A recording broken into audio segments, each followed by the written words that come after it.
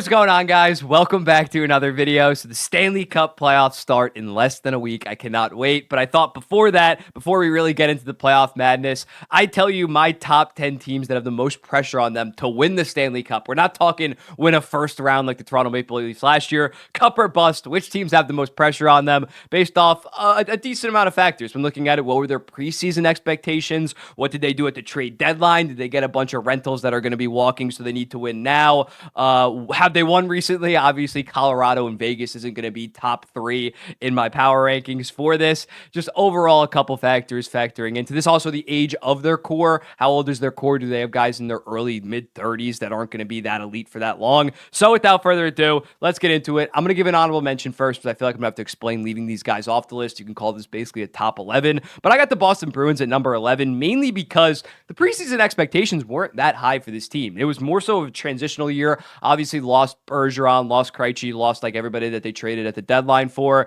and they have cap bonus overage fees. It was like $4.5 million just from Krejci and Bergeron's one-year deals. So expectations were not that high. They obviously didn't do much at the deadline when looking at it, traded for Andrew Peeke and Patrick Maroon. And yes, they might end up winning the goddamn President's Trophy, which is crazy to say, but I think this really was a kind of a transitional year. This is kind of just a cherry on top this season. It's more of, there's not the expectations that came with it last year when they had the Bergeron Krejci final run, traded 2 first-round picks at the deadline. This is more so, obviously there is some pressure on them, but this is more of a fun ride if you're a Boston Bruins fan. And next year, I think the expectations and pressure really ramps up for the Bruins. But at number 10, I got another team that people probably think that I'm going to be too low on, but I have the Toronto Maple Leafs checking in at number 10. I think that this team has significantly less expectations than last year. Last year, I would have them top 5, maybe even top 3 in terms of cup expectations. They go out, they trade 2 first-round picks overall in order to get McCabe, Lafferty, Ryan O'Reilly, dump Pierre Engvall. So in looking at it, that is obviously not the case this season. Their deadline moves were Joel Edmondson and Ilya Bushkin,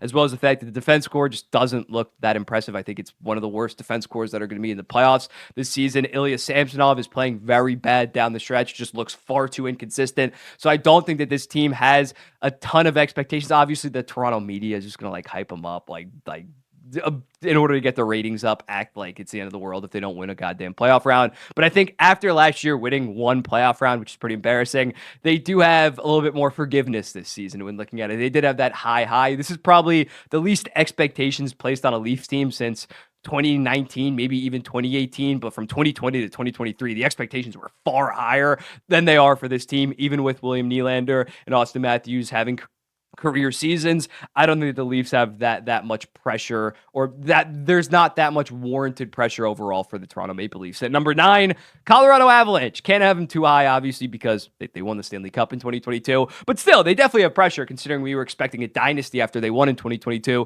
losing the first round last year. They were pretty aggressive at the deadline, obviously shipping out Bowen Byram in order to get Casey Middlestat, traded a first round pick to get Sean Walker, although they did trade Ryan Johansson's contract with that.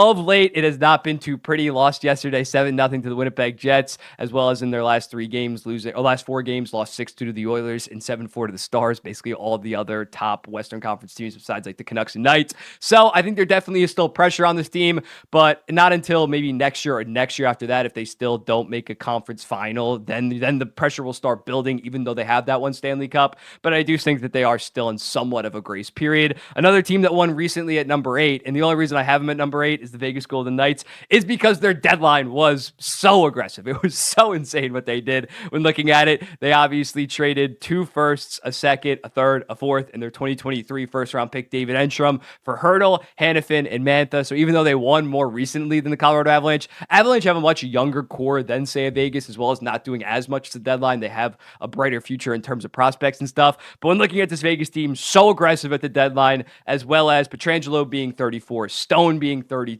Carlson being 31. I thought he was like 28 or 29. Marcia shows 33. Their youngest players are like Hannafin and Eichel. They're still 27 years old. They're not young guys anymore by any stretch. So when looking at the Vegas Golden Knights, they are going aggressive yet again. They can't be top 5 because obviously you win the 2023 Stanley Cup. But when looking at it, given their age of their core, as well as what they did at the deadline, they definitely have a fair amount of pressure on them heading into this heading into these playoffs. Number seven, I have the Dallas Stars. When looking at the Dallas Stars, I understand that they are the number one seed in the Western Conference. A lot of people might think that I have them too low. I just look at them and they have fantastic young players, like obviously Robertson and Hintz are still pretty young, as well as Stankoven, Johnston, Bork, Harley. They're going to be a highly competitive team. Heiskanen, they're going to be a highly competitive team for basically the next decade. So although they are probably the favorite in the Western Conference right now, I can't have them having the most pressure, and especially considering they didn't do a ton at the deadline. Yes, they did trade a second and a third for Chris Tanev,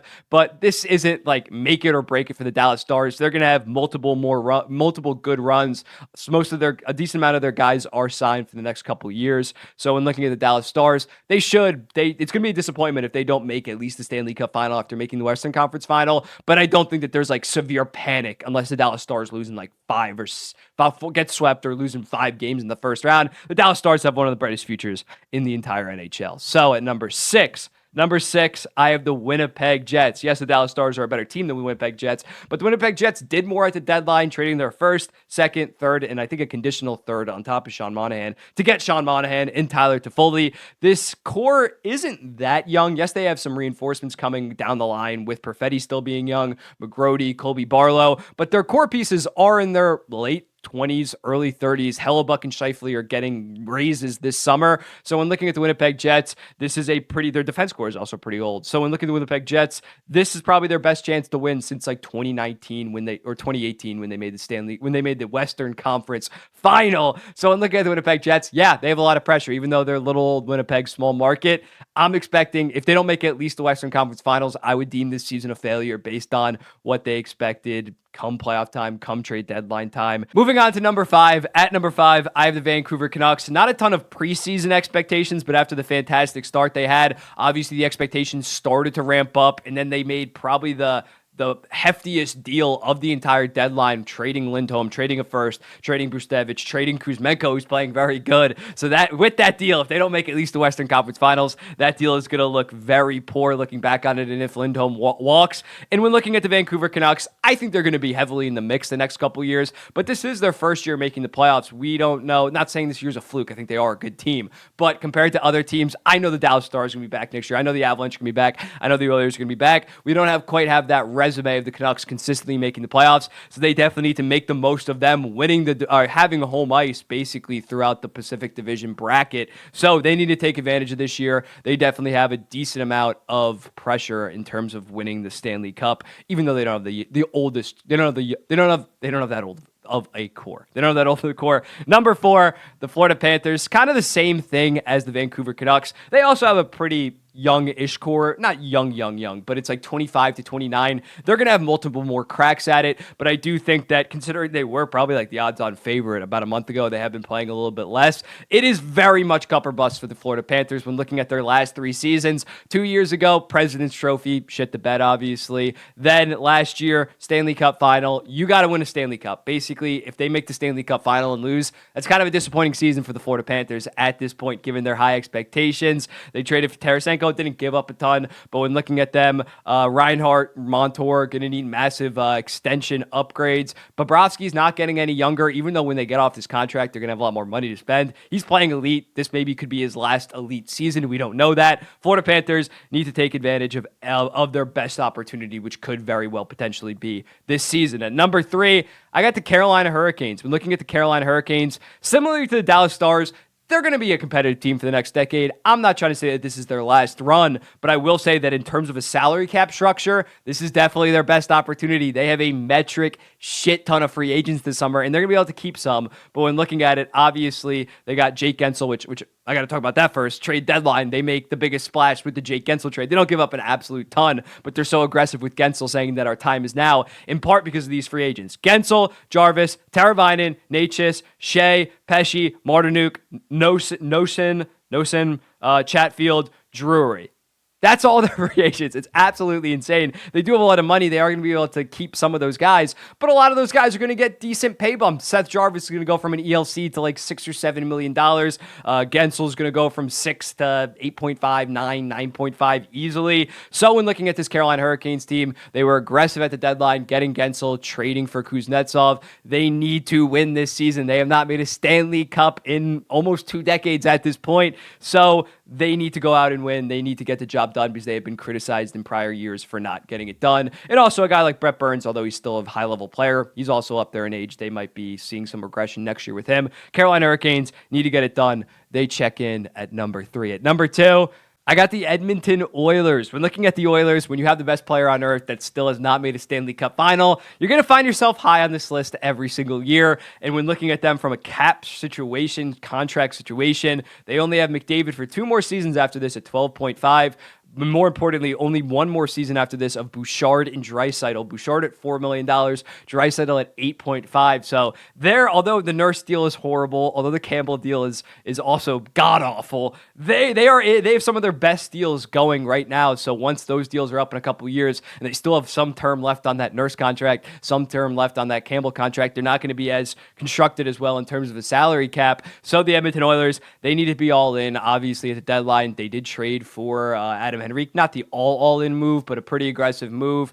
Ekholm is getting up there in age, although he's still an elite defenseman. Edmonton Oilers, a lot of pressure on them, and rightfully so. They look like they should at least get to the Western Conference Final. It's not going to be easy. It's not going to be easy by any stretch. But the expectations is at the bare minimum Western Conference Finals. Expectations bare minimum, cup or bust. You have Connor McDavid. Go win the Stanley Cup. And then at number 1, I don't think I'm being biased when I say the New York Rangers. Right now, they are the heavy favorite to win the President's Trophy. And when looking at them, they weren't that aggressive at the deadline, and they didn't even have the highest preseason expectations, I'd say. But with them getting this level of play from Artemi Panarin, who is 33 years old this upcoming May, you cannot be squandering this. Their forward core is actually pretty old. Obviously, Lafreniere has broken out at only 21 years old, but you look at it, Trocheck, he's going to be 31 in 2 months. Zibanejad's going to be 31 in a week. Kreider's going to be 33 in 2 weeks. So outside of Lafreniere, their key pieces are all entering their early 30s, kind of even mid-30s soon. So they need to win this season. They need to they need to go deep in the playoffs, especially last year after losing to New Jersey Devils.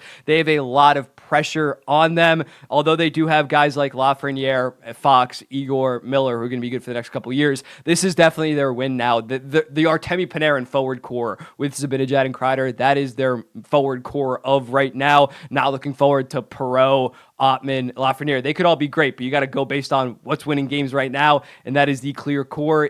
It's not going to be that elite in 2-3 years. I don't think I'm being a hater. If Panarin's still putting up heart-level seasons at 35, 36 years old, I'll take the L on that. The Rangers have a lot of pressure on them. Will they come through? We'll see. But let me know in the comments, what do you think about this list? Again, 11th, I guess, is the Bruins. Then we got the Leafs, the Avs, the Knights, the Stars, the Jets, the Canucks, the Panthers, the Canes, the Oilers, and the Rangers. Let me know in the comments, what do you think about this? And I'll be seeing the next one.